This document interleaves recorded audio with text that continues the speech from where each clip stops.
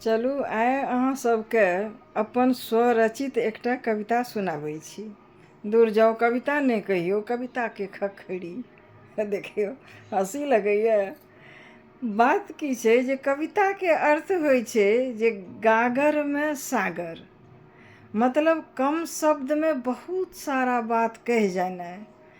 ताहि लेल की छै जे कवि जे छै बड़ा क्लिष्ट शब्द, भरिगर शब्द के चयन करै छै कि एक शब्द के व्याख्या 4 लाइन 5 लाइन भऽ जाइ छै, या कहियो जे 5 लाइन के निचोड़ एक शब्दसँ काज चलि जाइ छै।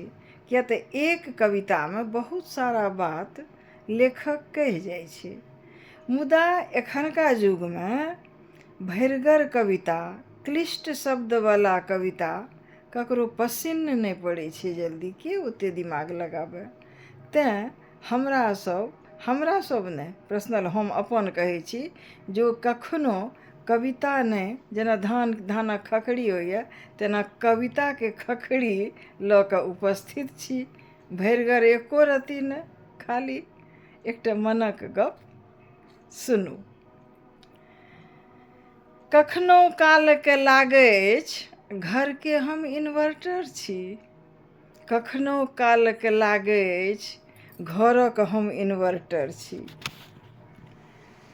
लाइन कटला के बाद जेना इन्वर्टर काज करै छै, लाइन कटला के बाद जेना इन्वर्टर काज करै छै, तहिना आपातकाल में हमरे से बत्ती जरै छै। कखनो कालके लागैए कि घरक हम इन्वर्टर छी। पति महोदय कखनो कखनो हमरे से पाइ मांगैए, आ त्वदीय वस्तु कहला पर सब कियो हंसैए। त्वदीय वस्तु गोविंद कहला पर सब हंसैए।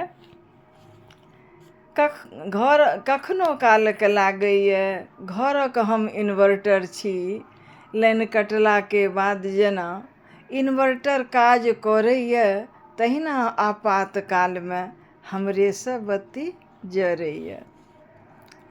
बच्चा सबके जखन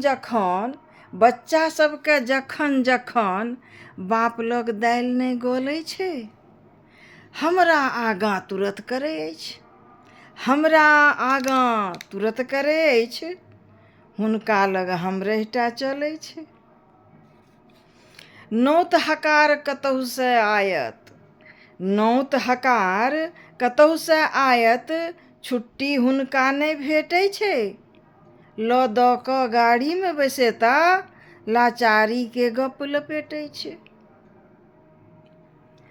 हमहूँ गर्व करै छी निज पर, अबीद सबीद में भरिगर छी। हमहूँ गर्व करै छी निज पर, अबीद सबीद में भरिगर छी। आ कखनो कालके लागैए कि घरक हम इन्वर्टर छी। केहन लागल लिखब।